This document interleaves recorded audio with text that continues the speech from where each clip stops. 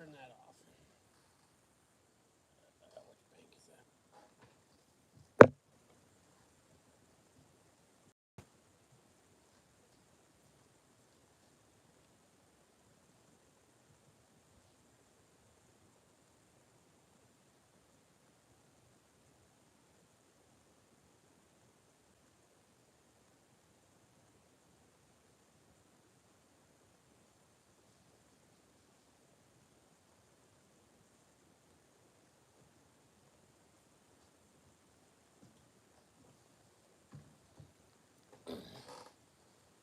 Okay, should help with the light a little bit.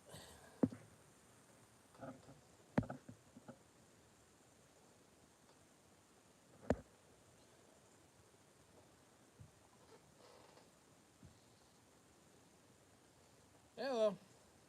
Hi, Baji. How's it going tonight?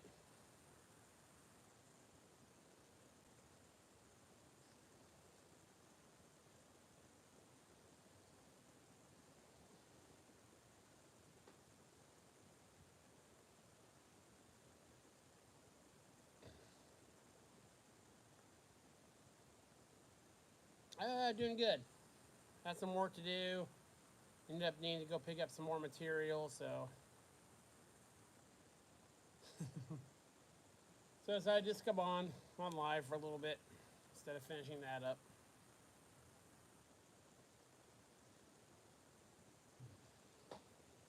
Very getting very busy in the shop here, so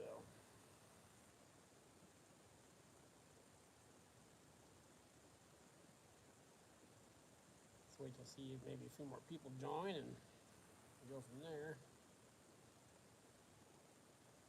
It's starting to warm up now. Oh, what have you been busy with?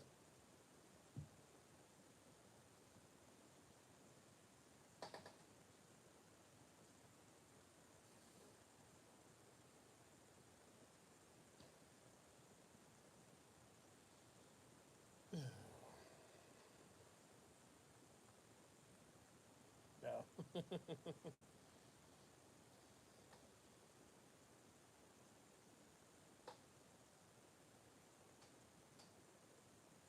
Hey, Brandon. Hey, Ken. Yeah, it's starting to warm up finally. We've been in the high 40s and stuff lately, so hey, Breezy. Am I getting some work coming in? Yeah, that was a good deal.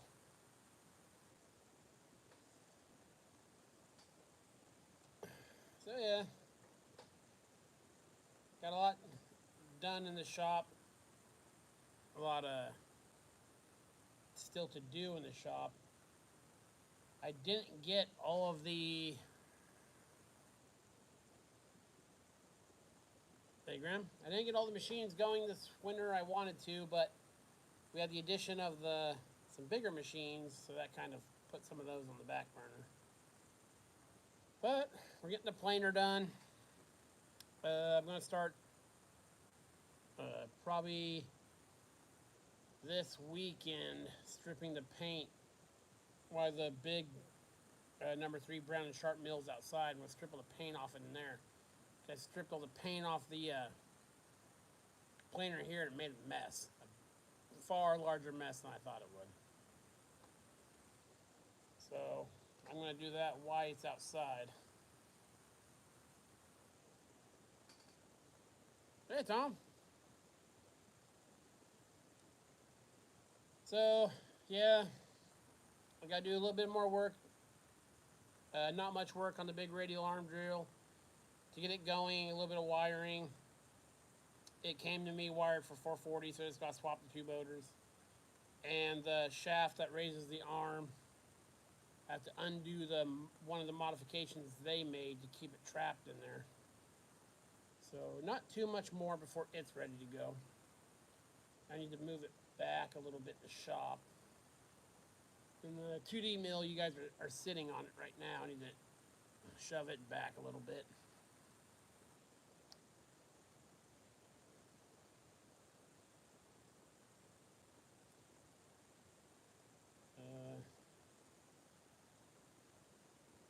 Yeah, then 4 or 5 hours away from me, a friend of mine sent me a link. There's a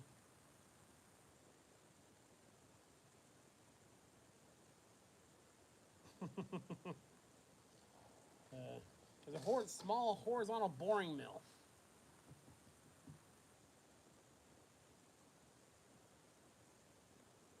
Uh, There's a smaller horizontal boring mill, as big as one as I would like to have in a shop my size right now. I'm gonna go look at it. Yeah, it's about 4 hours away. The guy moved it, then I had some hydraulic issues, so it's been on up for sale for a while, so I think I can get it for a deal. Then drag it back here.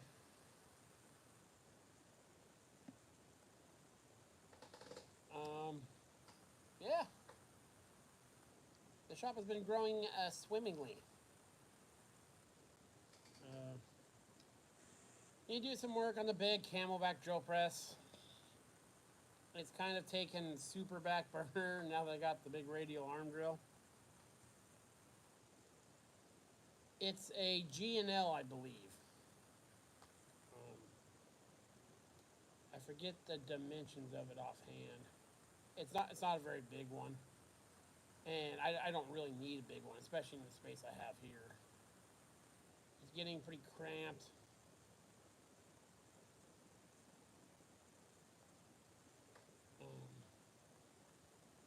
And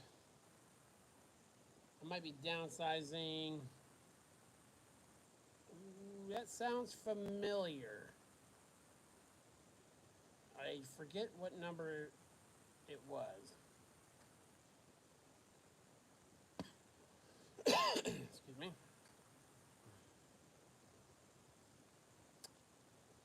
I would give you one, Ken, if I knew how to do that.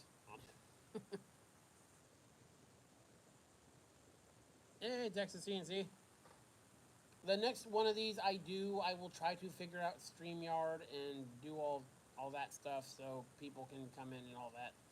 I don't know how to do that yet, so, but I am working on that. Hey, Lewis Mowers.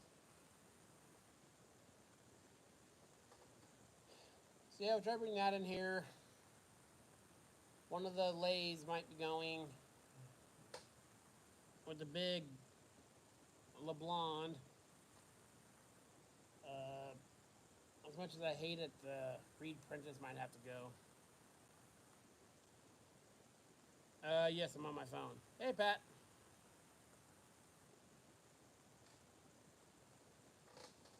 So the Reed Prentice might go because with the Hyper Mac, I don't use it as much, and I need the space.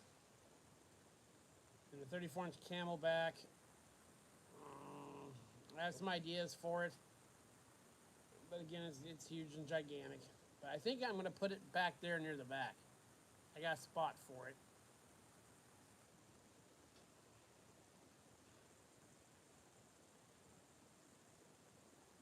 Oh, okay, cool, Brandon. So yeah, but yeah, I want to do something with that. Even if I clean it up and get it going and give it to someone who could use it. It's hard to give away a 34-inch Camelback that's 10 feet tall. Not a lot of people have room for that randomly. I want to get the number 3 horizontal mill going. I've been lubing it and moving everything, and everything moves nice and fine. So I just pretty much got to clean it up, make 2 handles. And I thought I had one laying around. But you know the machine handles that have the pin that you pull out and they're spring loaded?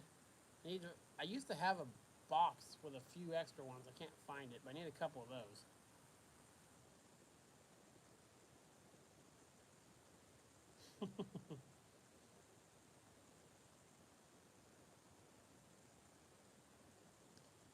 Yeah, I've grown my space. I actually know where someone offered me a Cincinnati number 5 horizontal milling machine.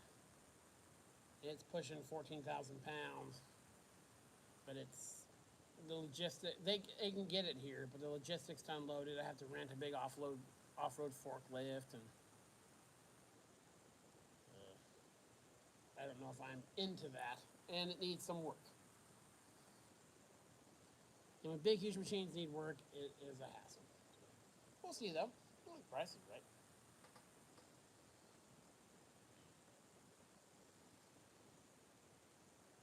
So yeah, my day job's gonna be kicking up here soon.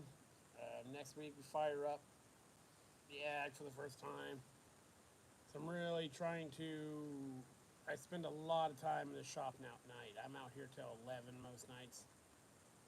Just little stuff. The amount of little things that add up, it's staggering. And if you have a small shop like mine, I mean, every time I bring stuff in here, I got to sort it, and there's constant cleaning.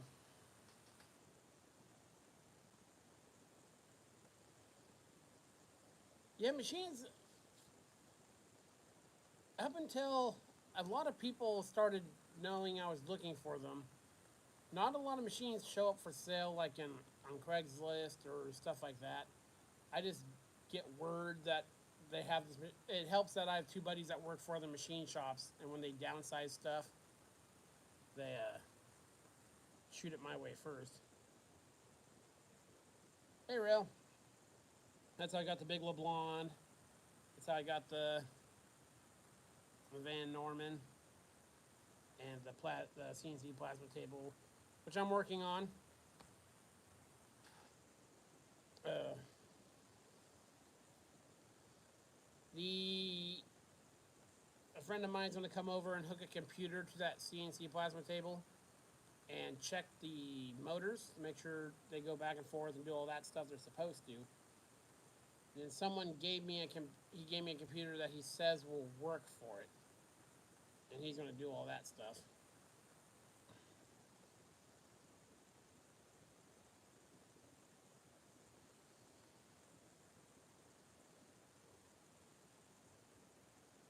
Yeah, the big, huge flat belt lathes show up around here still too. Someone called me about a big Monarch the other day that's flat belt driven. I see you, Ken. Thanks for stopping by. I'm really not interested in the big. I ran a big ancient Hindi from like 1905. It's in my way back videos, and I ran that forever. But once you run a more modern lathe, it's hard to go. Hey, Kimber, it's hard to go from a lathe from the 40s or the 70s and go back to those ancient things. They're clunky and heavy. The LeBlanc is clunky, but I like it. So yeah, I also put and what I do. None of you are in my area, so it won't affect me. I have a recurring ad on Craigslist looking for uh, old metalworking machines. And I just refresh it every 30 days or whatever, and I get a lot of messages from that. Now, a lot of it is broken or ancient or impossible to get out of where it is. That happens pretty frequently. But I've got some good stuff because if someone's getting rid of like a mill or a really old lathe, then they probably have some tooling for it. So you get the machine, uh, you get the machine, and you mostly just get it for the tools that comes with it. So that's a little tip for you guys of how to find some machines. My scrapyard actually gets stuff fairly regularly. There's a LeBlanc, there's a flat belt LeBlanc there right now. I did a short on it. Hey, it's here. I got the uh, Brown and Sharp mill from the scrapyard. So stuff shows up there, and then they're more expensive. But in the back of the scrapyard, he has his own high grade pile. But I don't typically buy stuff from back there. So again, if you're looking for machines, they're out there. But it's Not always what you want. Sometimes you just have to deal like I have. And you get good deals like that radial arm drill. I've been looking for one of those for 7, 8 years. And there's been ones that showed up at the scrapyard, but all the controls are smashed, and that one happened to drop into my lap. So, very excited to have it. Very excited to have it up and going, which should be probably this weekend. Gotta do some wiring stuff and change the oil in it and all that stuff. And fix a few minor issues.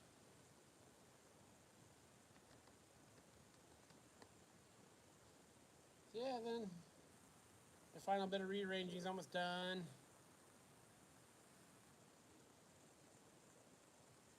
Yeah, it's a good place to look to find stuff. And if you go to your scrap metal yard, go there regularly. I go to mine twice a week. So that they see you there, make small talk with the people in there. Hey, I'm always looking for machines and stuff like that. Then, you know, on a smaller one with less people, they may, give them your number. I don't know if they would actually call you, but it doesn't hurt. But there's always cool stuff at the scrapyard to look at and buy. So, but the planer is almost completely almost all the old paints off it, and I'm gonna make the drive pulley.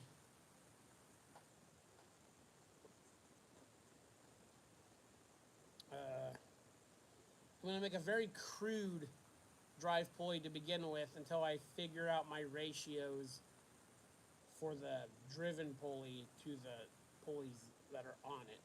I am going to be running it off of VFD, so I just need to, before I make a really nice, turned pulley, I'm basically going to take a steel pipe and weld some flanges just to do some test runs on it until I find out what I want for if I want to put a tensioner on it or the amount of grab I want on it. I don't want to spend all the time making a pulley on the lathe and then use it for a day and go, oh, I don't like this one, make another one. So,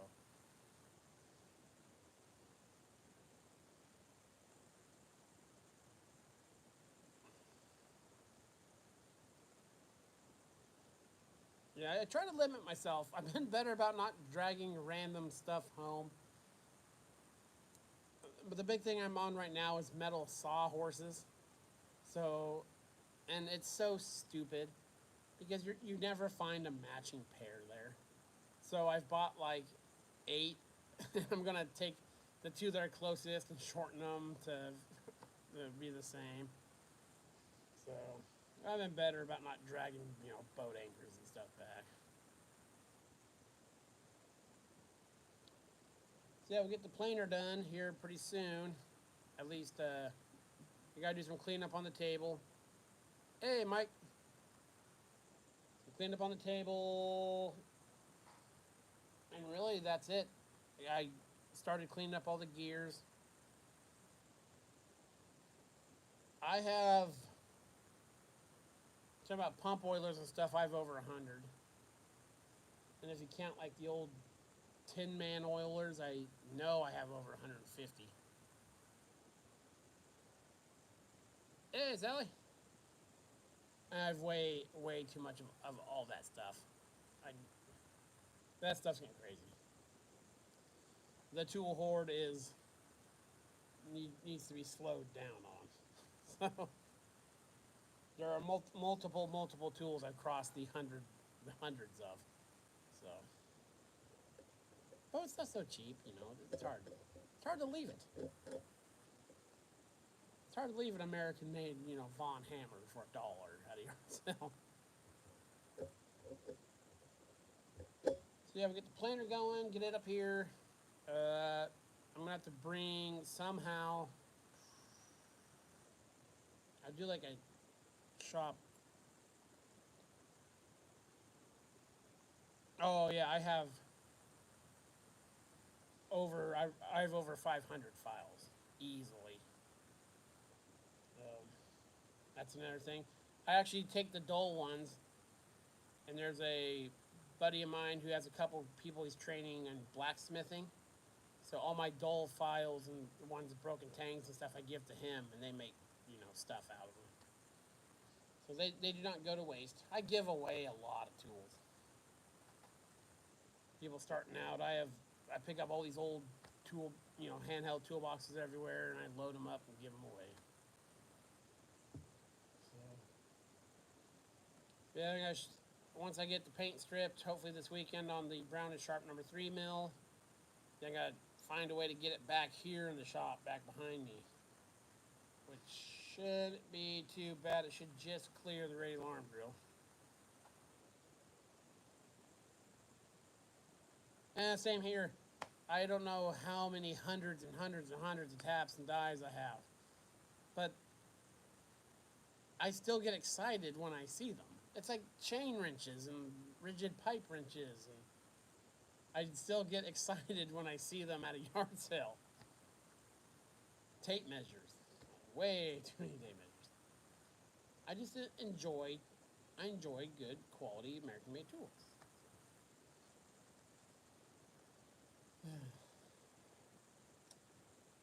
So,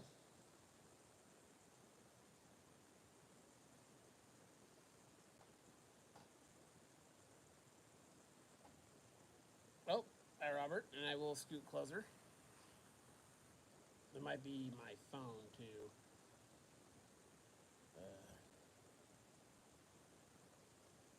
Yeah, I got a lot of stuff to do before I can get all the machines inside. I still have to pull the wheels off the 24-inch grinder and get them sent off. That machine's going to end up on my back patio with the CNC plasma table, another horizontal bandsaw. That'll free up a lot of room in the shop, and that stuff that can be outside. My patio's covered, so.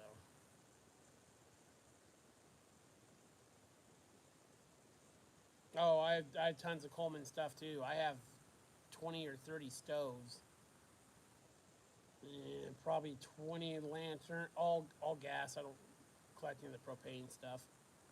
One of the old medical stoves, a couple of the heaters. That stuff goes for nothing around here. Yeah, then there'll be some videos coming up on my forklift. It needs a water pump and needs a couple of hydraulic cylinders rebuilt. So I will do that to get it back up and running. I mean, it runs now, but you have to be careful with it. Yeah, I really want to get that horizontal mill in here and start going through it because I'm going to need it soon. The Comet mill, the horizontal mill or vertical milling machine, it's in operation now. I just need to do some cleanup on it. I'm waiting for it. I went ahead. I won't need it for a few weeks, so I'm replacing a bunch of the bearings in it. The radial arm drill just needs the motors rewired to 240 volt, which I started. I got chased one electrical issue with it, and then the rod that lifts the arm, they did some stuff because it crashed or something at some point. So they did some things to restrain it. I gotta fix one little thing they did to it that I had to undo to get it out, and then it'll be up and running. And change the oil in it. So that's part of this weekend's plan if I get to it. If not, next week or weekend, it'll be fired up and running. And I'm excited to use it. So, yeah, very excited to have that machine. I need to start buying more big drill bits now, too. I have, the ones I got in nominal sizes, so I have above normal size drill press stuff, 1.5 inches, 2, 2 1/4, 2.5. I don't have a huge selection of them. I think I go up to 3-inch, but again, probably only 4 sizes between 2 and 3. I always get nominal ones. Because I've been doing my heavy drilling in the Solberga, and actually sometimes run a boring head in it. And it has power feeds. Power feeds are maybe a bit fast for a boring head, so I just manually feed it. I mean, it's a bolt hole. Finish isn't, you know, super important for 99% of bolt holes. So that drills off. That drill could really, uh, it's behind you. That's why I'm pointing at it. Oh, thanks for swinging by, Bocce. The Silberga would really benefit from a VFD, and it's going to get one. It originally came with a 3-horse motor. Someone put a 5-horse on it, and I don't like that because the internals of it were designed for a 3-horse, and it would give me, with the gearbox in it, the high-low. It has 4 speeds of high-low. That really wake up that machine and make it like a different machine as far as feeds and stuff with a VFD.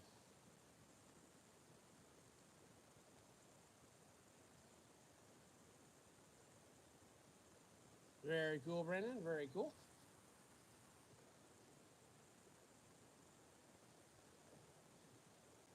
Yeah, did some more work on the shaper. The shaper's right there. That's the pulley to it. It needs a little bit of work, but yeah. And that's another thing I was looking at actually just the other day. That big drill bit grinder. I need to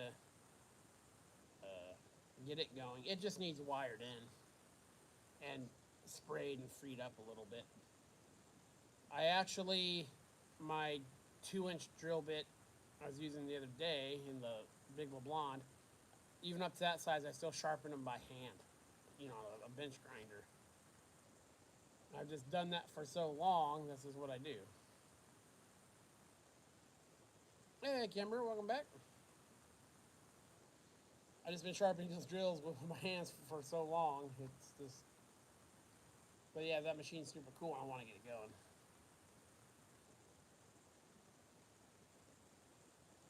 Lindy's doing good. It's going to. I'm going to get rid of that Miller. I forget the number offhand. It's my other 3-phase MIG machine. I'm going to get rid of it and just use the Lindy. Just use the Lindy as my big, heavy MIG machine. Because most of this work I do in the shop is still stick. I keep the 2 stick ones.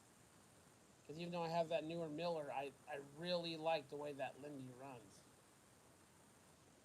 And I'm going to set it up with, I think, dual shield. I went to my gas supplier the other day and upsized some bottles and got some more bottles. So I think I'm going to run it dual shield. We'll see. Because in my other normal 240 volt welder, I just keep standard wire. I need to cut the welder horde down too. Between the 3-phase Lindy, the BP, whatever the big Miller is, the Dial-Arc, and my 240 Hobart. That'll cover everything I'll do here. And I have the TIG stuff for the big Miller, the big stick Miller. So if I ever get in messing with that more. So because I liked Lindy so much, I haven't been using the other 3-phase one. And the feeder, it has a Miller feeder on it that's had some issues. I rebuilt some parts in it and stuff. It still doesn't feel right. It's got a new gun and everything on it, but it just, I don't know if it's something with the unit, if it's the drive motor. I replaced the potentiometer and a few things in there. It just doesn't, I've used MIG machines, especially heavy MIG machines doing heavy welding. You can tell when you dial it in, it's not like it's dialing in as it should. It's like it's almost like the motor is skipping a range, if that makes sense. Turn the wire speed up, and especially the wire speed on it, it seems like it jumps more than it should.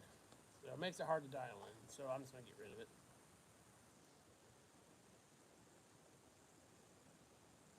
probably, and I actually took all the covers off the Lindy the other day and blew all the stuff out of it again.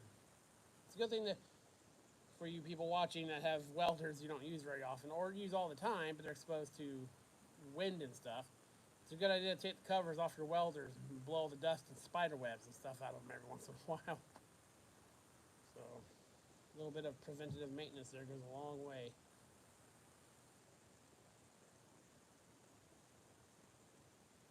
All right. Thanks, Brandon. Thanks for stopping by. Yeah, we'll be on here for a little bit more. I've got some stuff to do tonight, but I thought I'd pop on real quick.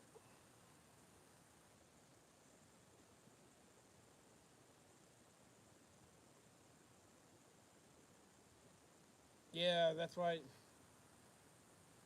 I'd really like a machine set up and dedicated to it. And that machine will be the one for it.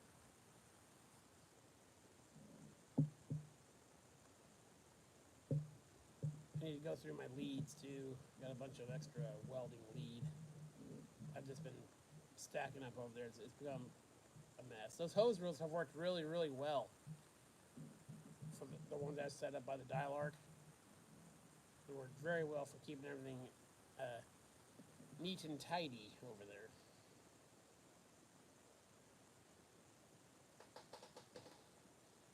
So yeah, once I get rid of the Reed Prentice lathe,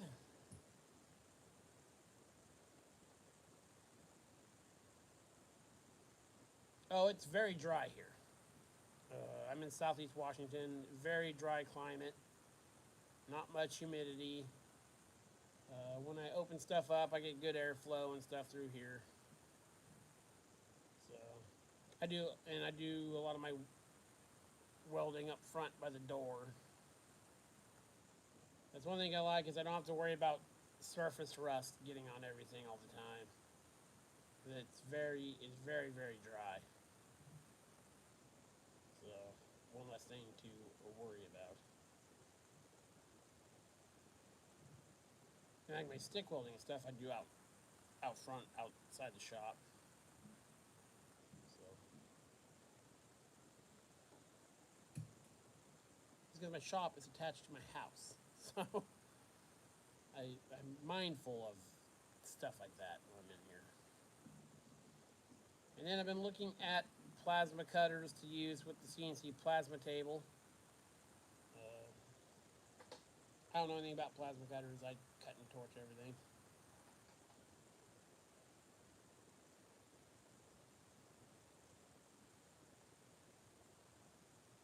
Oh, cool. Yeah, I'm in the Tri-Cities. I'm in Kennewick.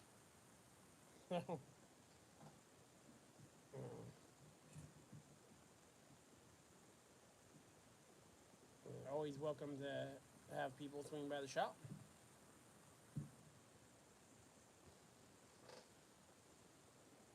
So yeah, get all those straightened away. Get the, as much as I love the Reed, it, I need to replace it with something else.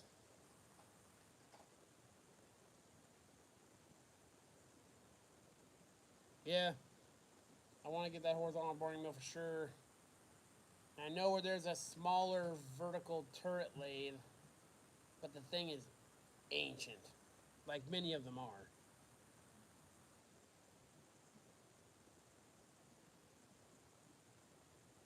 I'm not sure what model dial arc I have. Yeah, looking at a VTL. I think it has a 24-inch chuck, if I remember correctly. But it's probably from the early 1900s, probably from the 1920s. Some of it's flat belt that's been converted to the drives like what's on my shaper. You know, the high-low 1-2 drives instead of the flat belt. But they're really tall. That's the problem in my shop. Is my trusses aren't very tall. So I had to take apart the radial arm drill to get it in here. But there's no way it was not coming in here. So that was I've moved heavy stuff before. My big lathe weighs 14,000 pounds. A bunch of heavy stuff at work. That radial arm drill, and it weighs 80, it's 87 or 9,200 pounds. Was the most awkward and difficult thing I've ever moved because it's tall and it's narrow and the arm can move on you. So that's why I just took it apart. I wasn't going to risk. I would risk no harm to it. Yeah, glad it's in here and it will always be in here.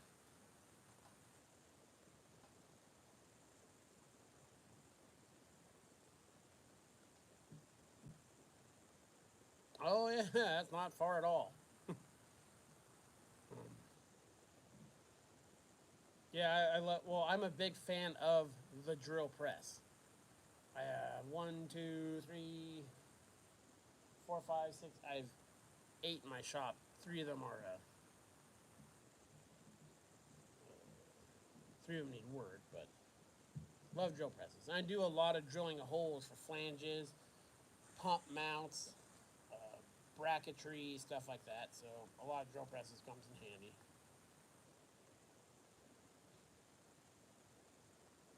And yep, a VTL can definitely be used as a drill press.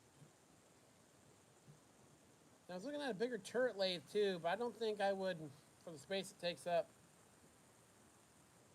get the use out of it that would justify its being here. They're cool. I had that little Logan one. This one was a Warner Swayze number 3 or 4. It was big. You know, had a big ship's wheel to move the turret. And it came with some tooling, but I need to change out one of the lathes I have in here now, so I don't want to get another lathe that I may have to,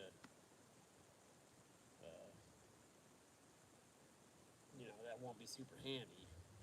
So I'm trying to, as you guys have seen in the videos, I'm trying to get rid of the machine, and I've done it. The machines I had just because they were super cool but weren't practical. Except for the planer's staying forever. And I've really, right now, I've got the machines to get me where I want to go. Doing the Big LeBlanc, the number 3 Brown and Sharp, the radial drill. You mean like annular cutters? Yeah. I have a few of the drill bits that have the replaceable bits, the carbide tips in them. I don't like them. I don't cut through a lot of super hard stuff, so normal high-speed steel twist drills, or in some cases carbide drills, work fine for what I do. I've never really done much with spade drills. I got a buddy who swears by them.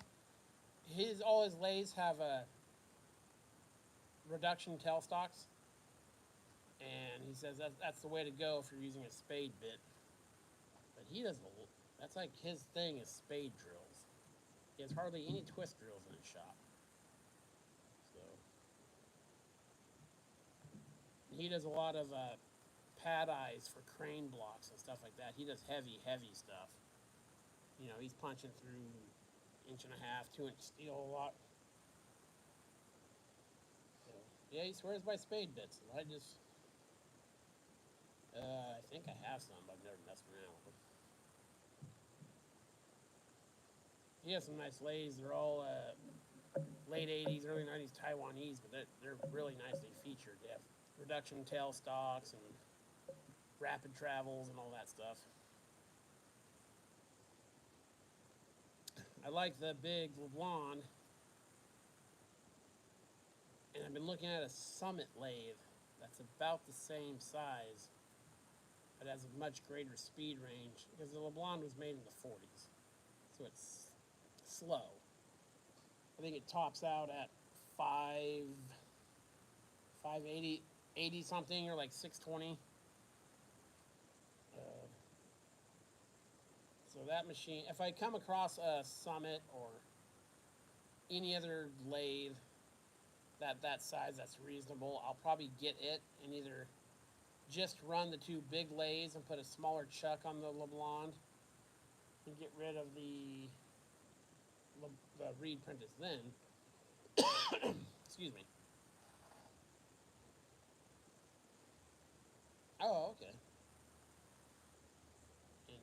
just have the two big lathes in here, one with a small chuck and a big chuck. But we'll see. We'll see what comes around. I don't really need to lay the bigger through hole. The LeBlanc has a pretty good sized one for the stuff I do.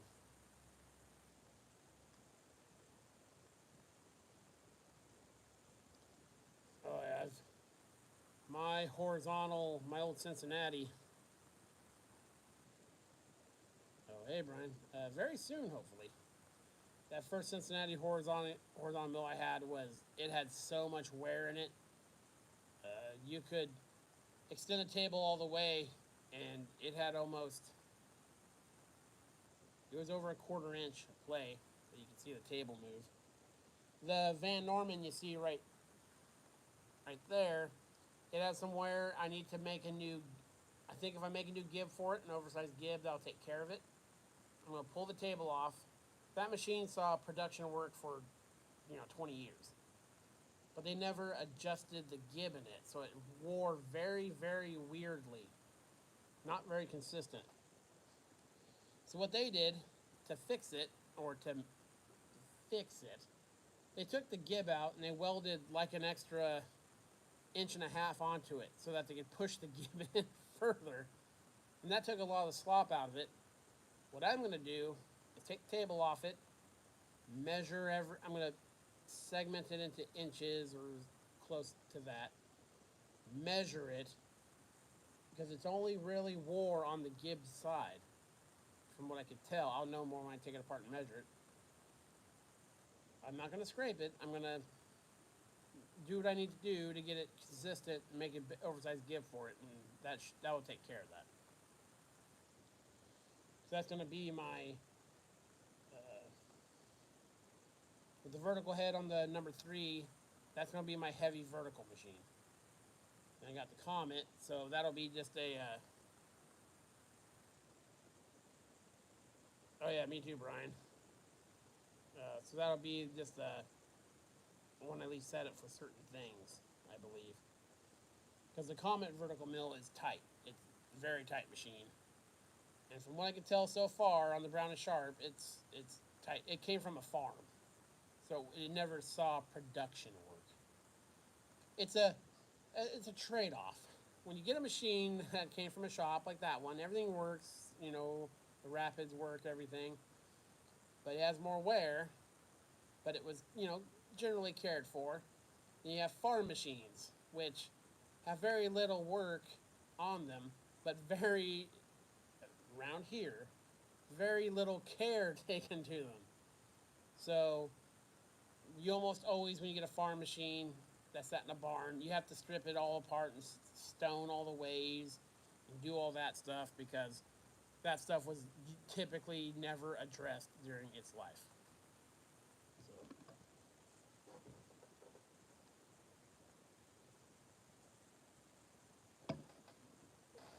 So that's the trade-off there. So I hope to get that CNC plasma table going. I have a lot of learning to do with that.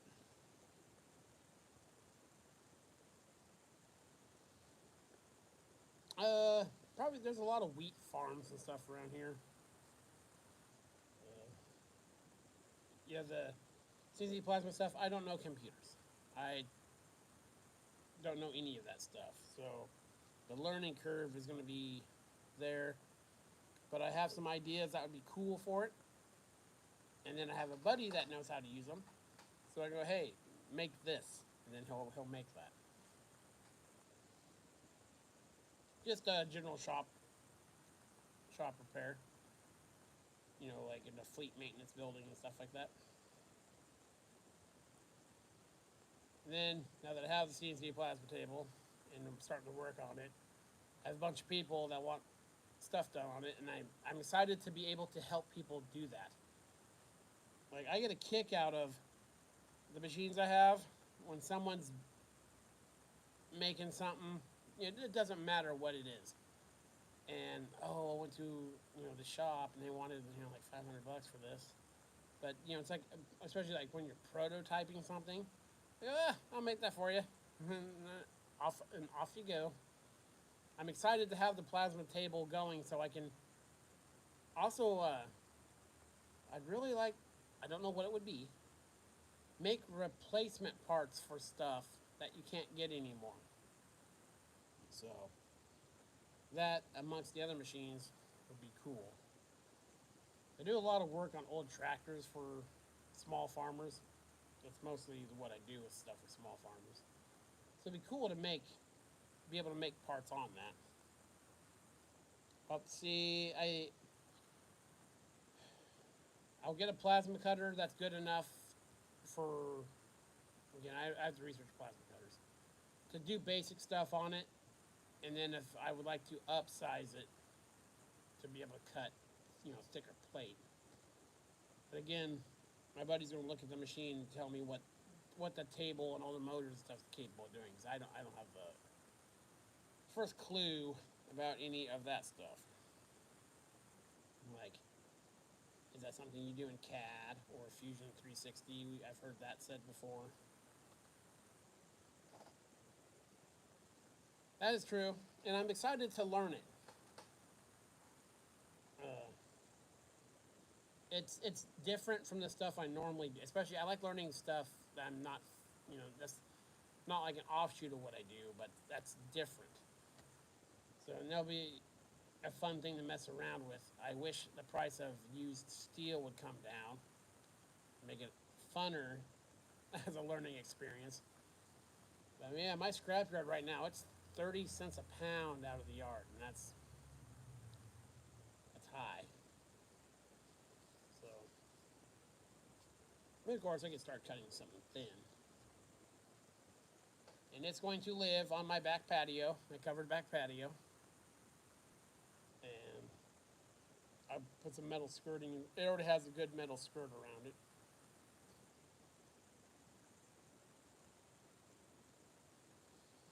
Yeah. And like CNC machines, I've nothing against CNC machines and stuff like that. They go so crazy high, especially not being familiar with computers. Something went wrong with it, I'd always have to have someone come look at it, and that gets expensive. So that's probably why I'll never have any CNC machines in here. Plus, I just do random parts. So, but I have nothing. A lot of manual machinists say, "Oh, they 100% have their place." It's just for how much they are around here. It's crazy. Yeah, that's what I heard too. And he's the guy I know who's going to look at it. He's built a couple homemade CNC plasma tables for people. So he's going to find me. This table, I don't know. He said it's weird because it has a jog feature where there's a switch. You flip it from up or down, or up or down, left or right, and you can turn the knob and manually cut stuff if you wanted to.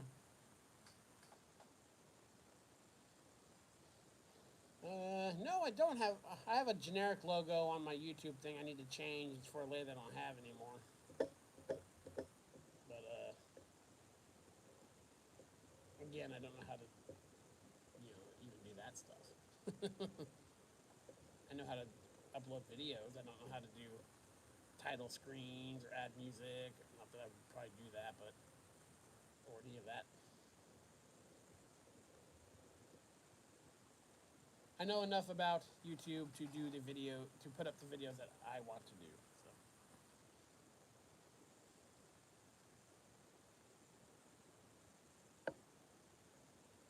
yeah, I'll be on here for another 10 minutes or so. And then I get back to it.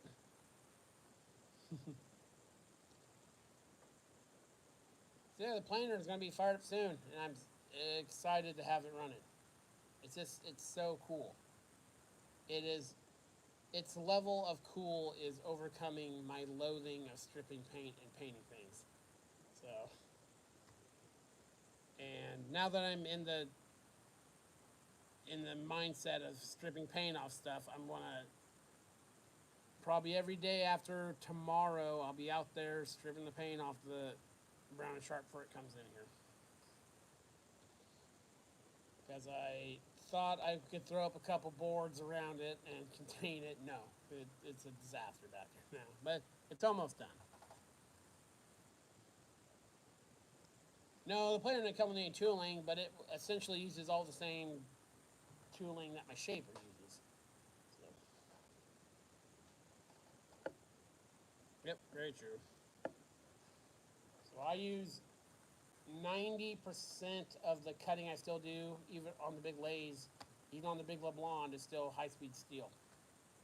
So all that tooling will be just as handy on the planer.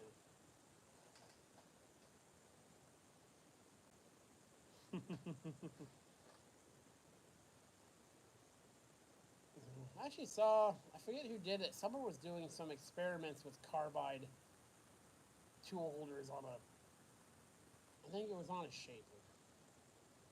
Is that Craig Tate? I want to say. I don't remember offhand. Let's put a high speed steel on it. I got tons of high speed steel bits laying around. That's on the big LeBlanc. I got a big, I got a C size quick change tool post, but I have a big lantern type tool post. I still put on it all the time. Because the older lays, you don't get because the speeds are slower. I mean, you have to really take advantage of the carbide inserts. You either got to cram it in there really good, to get the cutting pressures against them. So I just use high speed steel, and that's worked good for me. Plus, cheap. I try to run this as cheap as I can, so I don't keep stockpiles of huge amounts of inserts and stuff like that. I have a bunch because you get them with every lathe you buy. Every lathe you buy comes with a bunch of indexable holders and a Ziploc bag full of random quality inserts. So, so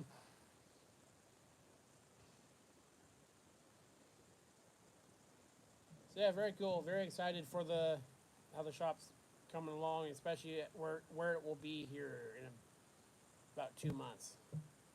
The capacity of my three biggest machining areas will have doubled in size. So very excited for that because a lot of machining stuff, your machines can only be too small. They can't really be too big. I mean, yes, there are extremes, but so that radial arm drill, that big mill out there, that's going to be a game changer for the shop. And I'm going to start showing. I've been talking to some of the people I do some work for, and they're fine with me showing the stuff that I do there, the stuff in the field. Before I haven't shown much of the stuff I do in the field because again, that's not your time. That's not my time. That's theirs. When someone calls you to their place to work on their pump and stuff, they're especially during the season when it's 105 out. You go, oh, hold on, I need to set on my camera and all this. That time is not yours. That time is theirs.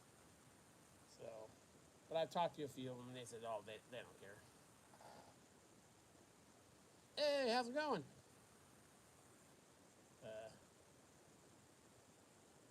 So yeah, I'm gonna definitely film more of that now. So that'll be interesting. Maybe not super interesting for a lot of you guys. Yeah, well, because a lot of it's pulling pumps out and bolting pumps back in, stuff like that. I'm gonna show you some of that stuff, and maybe some uh, pipe patch stuff, welding patches on old steel pipe. Because there's a lot of old steel pipe out here, a lot of it. It must have been pretty cheap back in the 70s because there's a lot of it's thin. Like you don't walk it, to be 12-inch pipe, you don't walk on it. It'll go like that. So I'm gonna be showing more of that and more projects in here. Yeah, super excited for the coming months. and everything's up online, and everything's ready to go for the year. I'm super excited. I've worked so hard on everything out here. I come home from my day job, get home about 4, and most nights I'm out here till 11. So, just little things, the sorting stuff, getting stuff organized, going through stuff, looking at machines, looking at jobs, this everything. But it's all coming together. So, very cool, very cool. I'm really happy with the machines I have. I need to do more work on the 2D milling machine. I'm waiting for bearings for it. It didn't need the bearings when I took it apart, but while I have it apart, I want to put the bearings in it. And unfortunately, I had the world's best bearing and belt place, 10 miles from me. And Motion Industries bought them, and it was like garbage after that. So I could walk in there and get any bearing I wanted. They had a huge selection. Well, that's all gone. So I've ordered bearings for this 2D milling machine twice, and both times it sent me the wrong bearings. And the last time, I called them and spent the 45 minutes on the phone to talk to the guy who was actually holding the package that had the bearing in it. And I told him the number, and he said, "Oh yeah, this is it." And when it came to me, it was in no way, shape, or form the numbers that I told him. So, that's using industrial numbers. So. Yeah, this is a cool machine. Keith Rucker just picked one up. So that's projects. That's in the queue to get going. But yeah, and this week or next week the radial arm drill will be going, and I gotta get the mill in here and do some stuff on it. So. Well, I think we've been on for about an hour. I got some stuff to do tonight before I go to bed.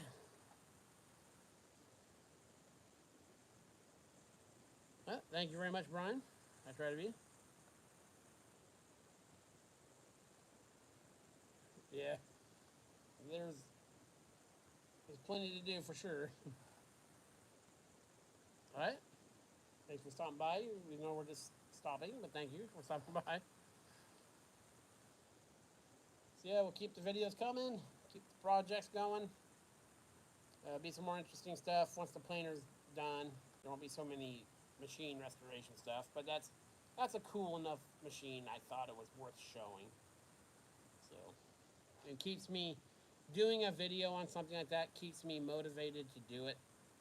Because there's other stuff I could do that's more pressing, but I like to show people that machine, so it keeps me, it keeps me focused. So yeah, I will try Mater for sure. So yeah, I hope you all have a good night and a good rest of your week. I'd like to thank you all for stopping by. Thank you guys for subscribing if you're subscribed and checking out all the videos. See you, Kimber. Yep, thanks for stopping by. Very cool to see you on here. If you guys are not subscribed to Kimber Zelik's channel, go ahead and check it out. He attacks things with, the gusto to learn from what he's doing, and it's cool the stuff the random stuff that he does for sure. And it's a really nice lathe too. So yeah, go definitely check him out.